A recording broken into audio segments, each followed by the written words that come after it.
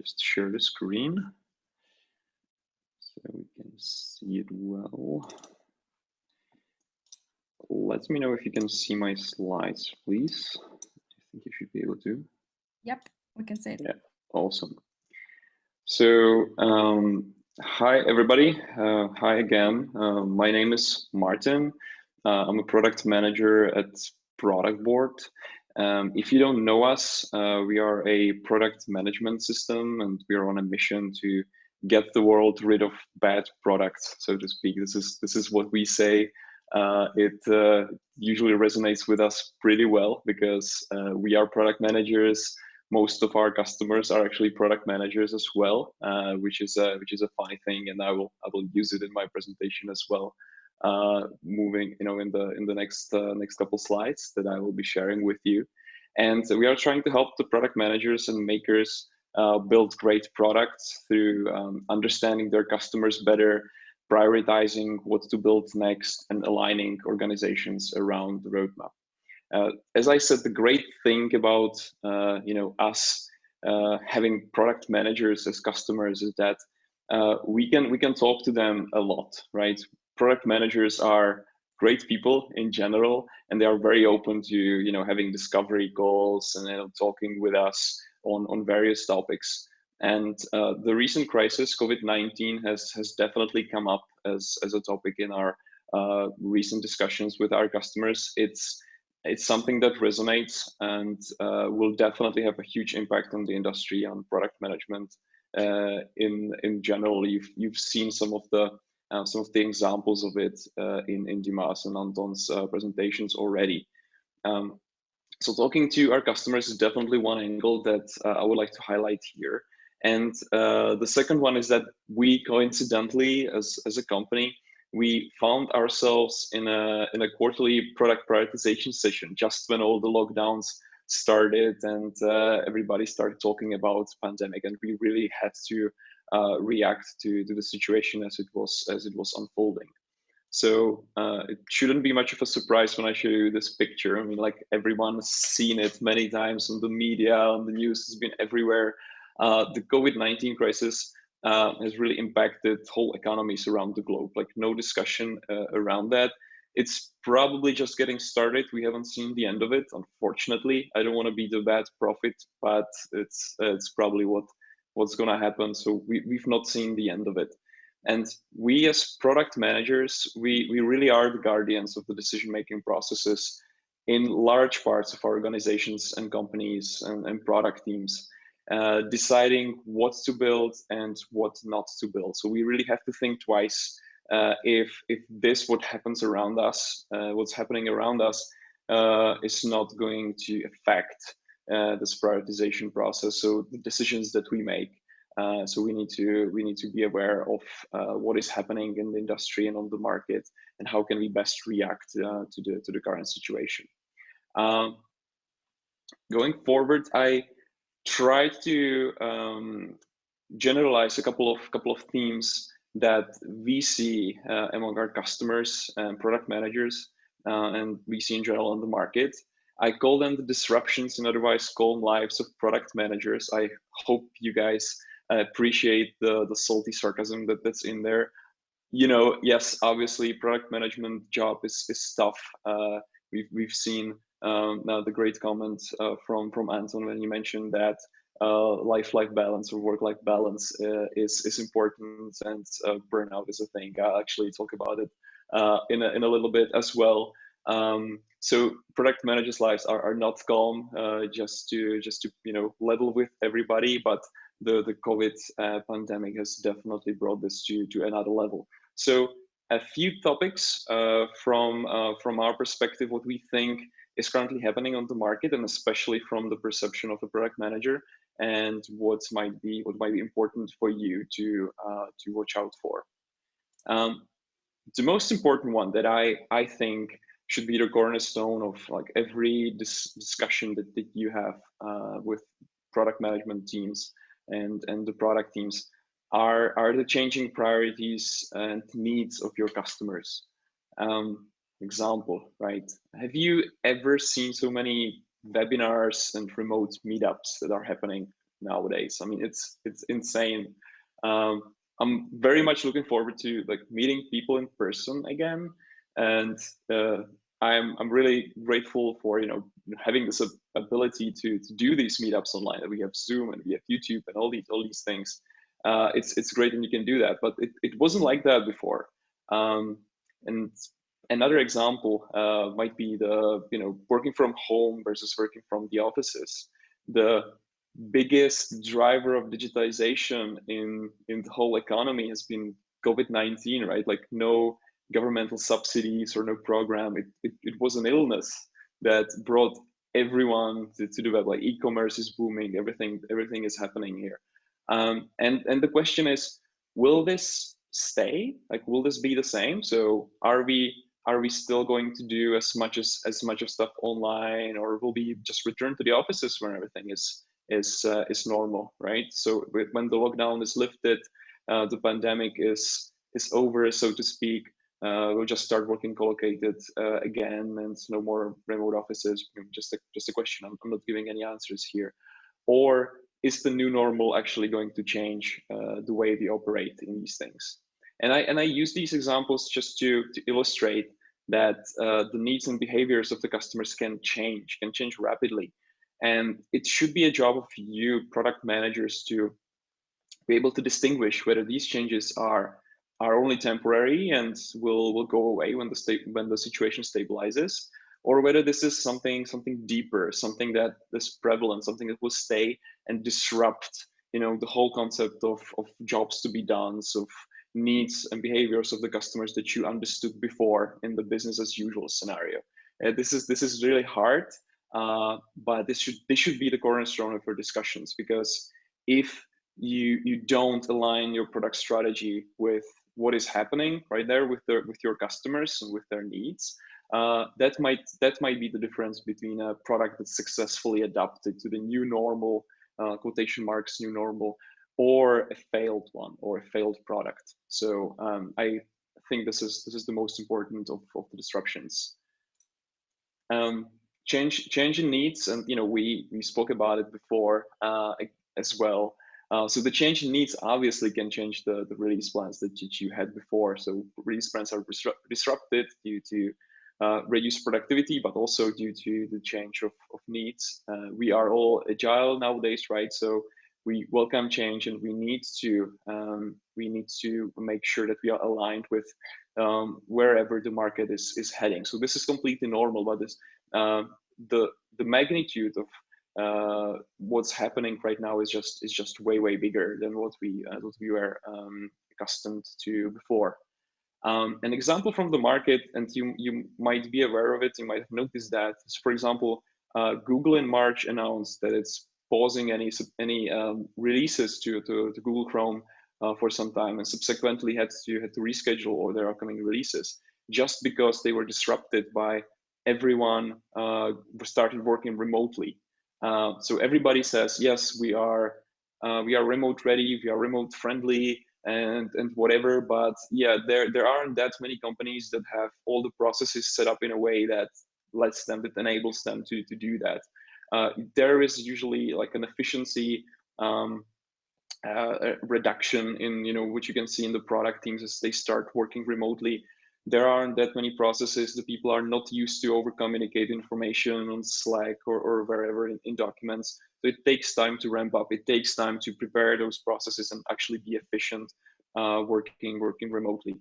And the third reason for this is obviously layoffs and post hiring. There are many cases from the industry where the teams are already starting laying off people. Unfortunately, product managers and engineers. So the product managers need to make do with fewer engineers and fewer capacity on their hands, which also influences the release plans disruption.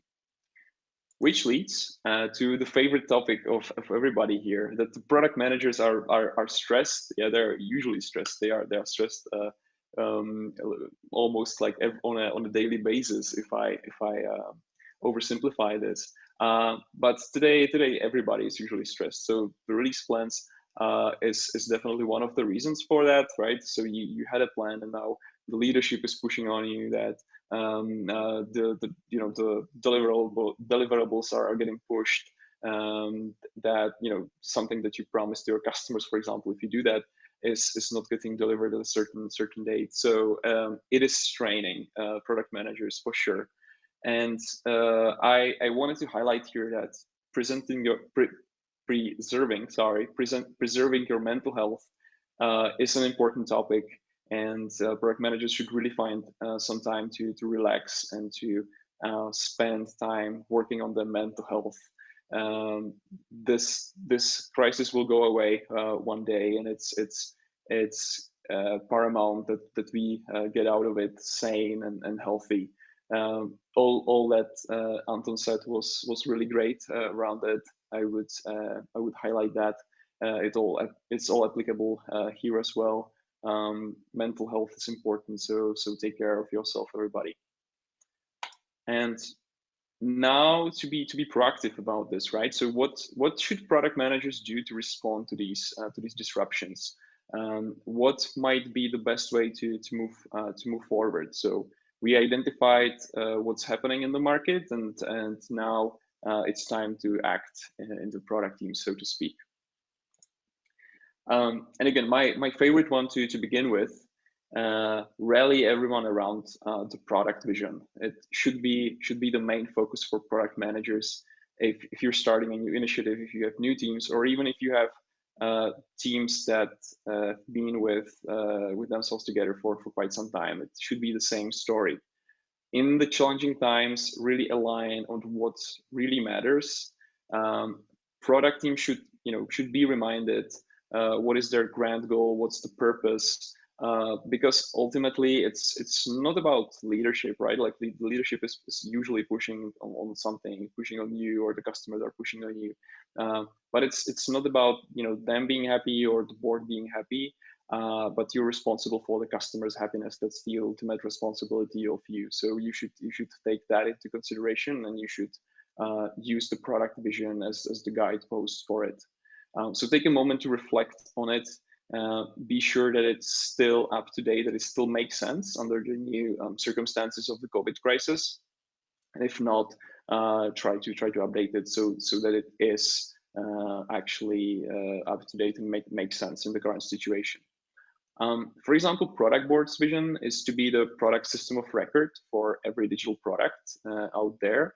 And the question that we need to ask ourselves is, how do we get there under the new normal conditions? So has anything changed in the strategy that would take us there? And that's the important question that we had to ask ourselves during the recent crisis and during the prioritization that we did then.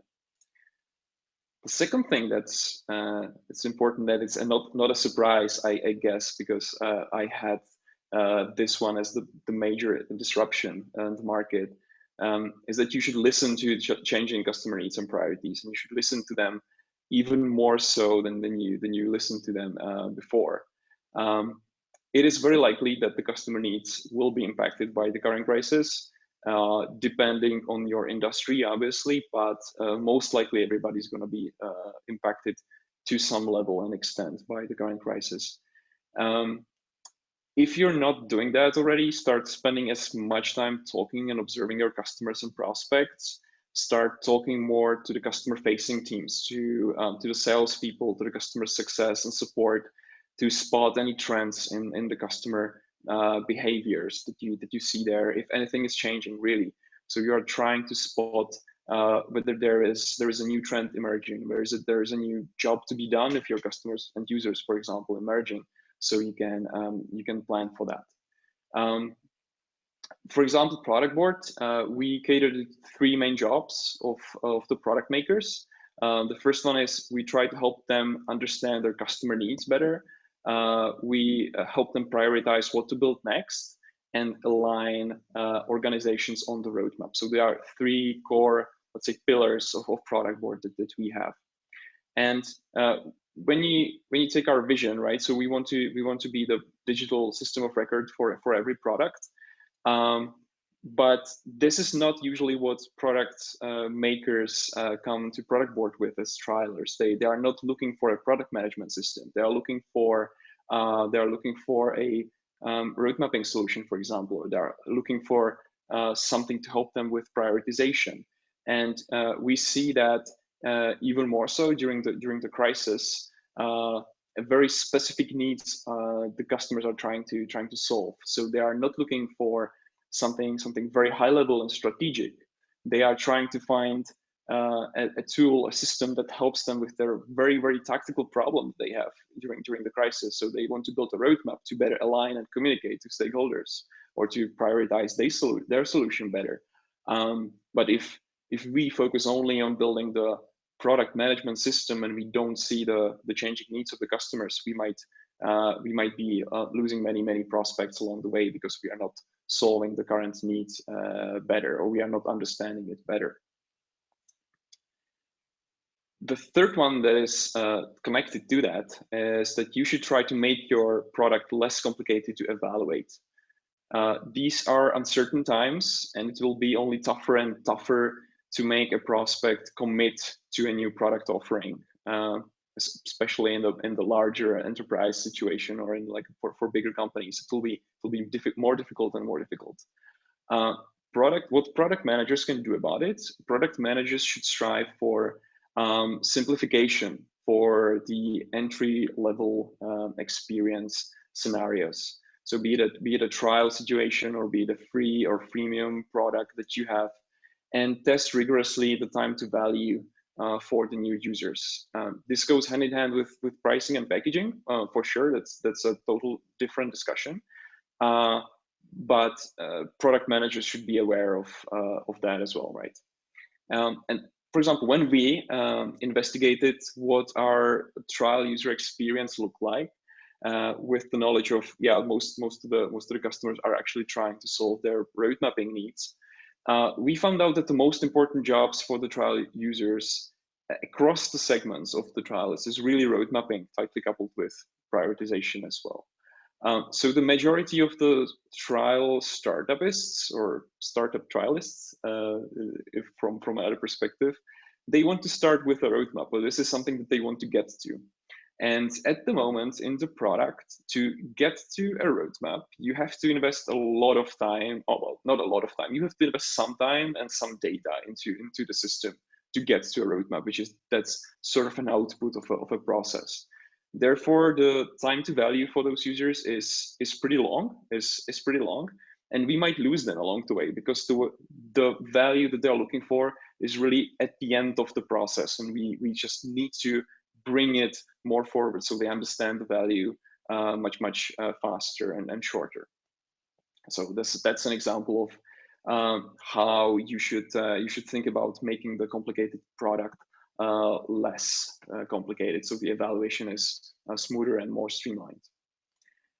And to support all this, you should double down on your efforts to rely on objective data to understand usage, to understand how your users use the product. Product teams, across the globe nowadays rely on data, so the quantitative analysis is present. It should definitely complement the qualitative part of the discovery, right? So you have feedback from your customers, or you understand the needs and the jobs to be done. And so you have a lot of data points around usage.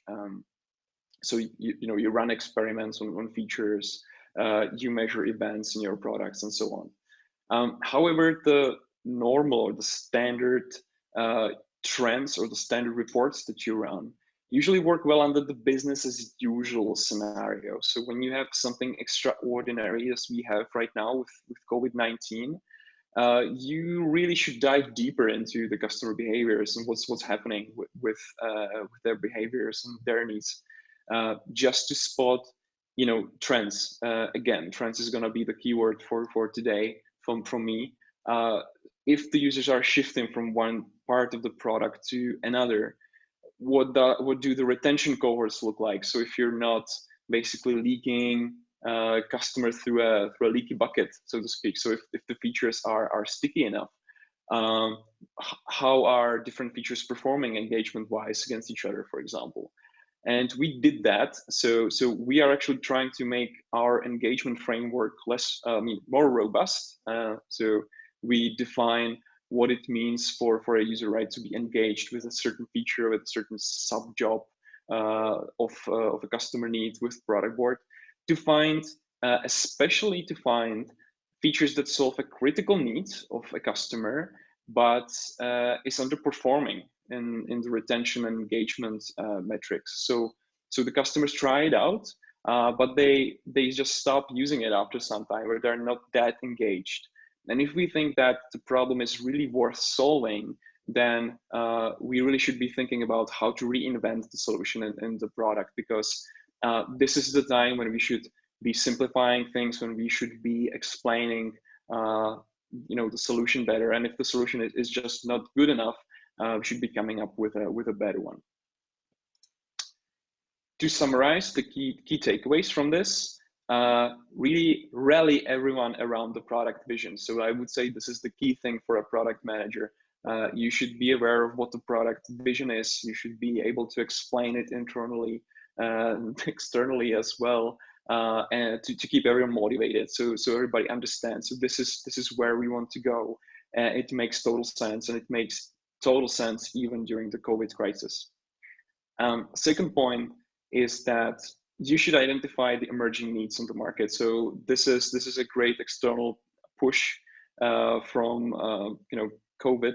So something is happening on the market. You should try to identify what it is, how it affects your customer needs and problems, and reinvent the underperforming solutions. So if there are any solutions that are bad or are not performing as you would expect, and they still make sense from the problem perspective, do reinvent them. Spend the time and reinvent them.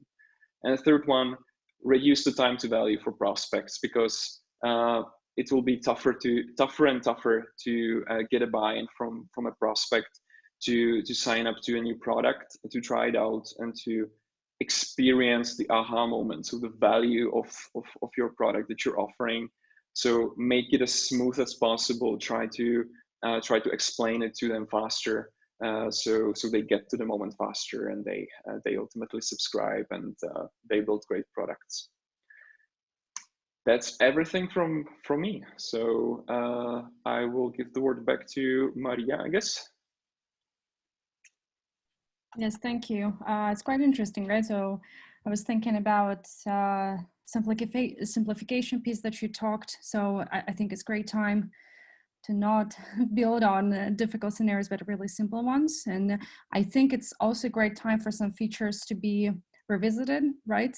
Because like the economy adds, well, says, hey, it's more valuable right now. Maybe it's really that time that we look at this feature and probably make it better or finally ship it, right?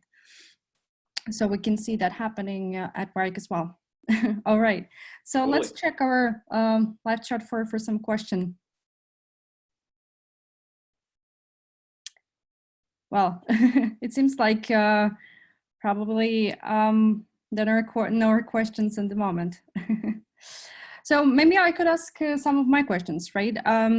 So what was the most challenging piece for you personally during the COVID-19? So what you had to change in the way you work or in the way you act during these times? Yeah. It's a great question. Like for me personally, I would say working from home was the biggest challenge.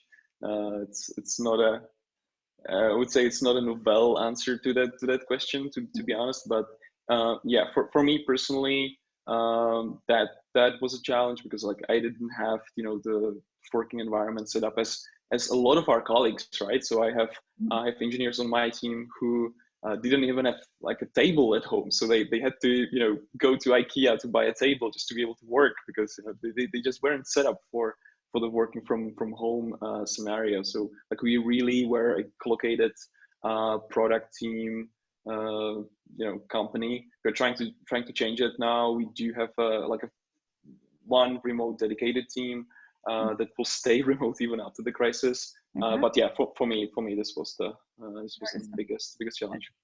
I think it took time for everyone to set up their homes. Well, I think that for families, the families with the kids, it's probably the toughest. To juggle between work and taking care of your kids, and and having a place to calmly work and concentrate. Yeah, it took some time to pick the virtual background on Zoom as well. So the most fitting one. Maria, I like your very much. I might actually ask you for the image as well after this. Sure. Well, I'm just taken from IKEA website actually. So they're good Awesome. at design, right? It's a Japanese IKEA, as I see it, right? Yeah, sort of. It seems like it's Japanese market who decided to post those. Okay. A question for you. What did the COVID-19 inspired new features by Productboard? Yeah, okay, that's a good question. So, like from the simplification perspective, we are trying to simplify the road mapping experience. So rethink the roadmap that we currently have in Productboard. Try to make it more streamlined. Try to finally get the timeline going as well. A couple of things that were floating around on our portal for quite some time. So we're trying to bring it together and ship a unified solution. And another one that's from the bucket of the underperforming solutions might be the segmentation. So segmentation is a part of the product management process, right? When you try to prioritize what to build next, and you really need to understand what's the target segment of customers that you are catering to. This one was not that successful in the past, so we're trying to rethink it. Okay.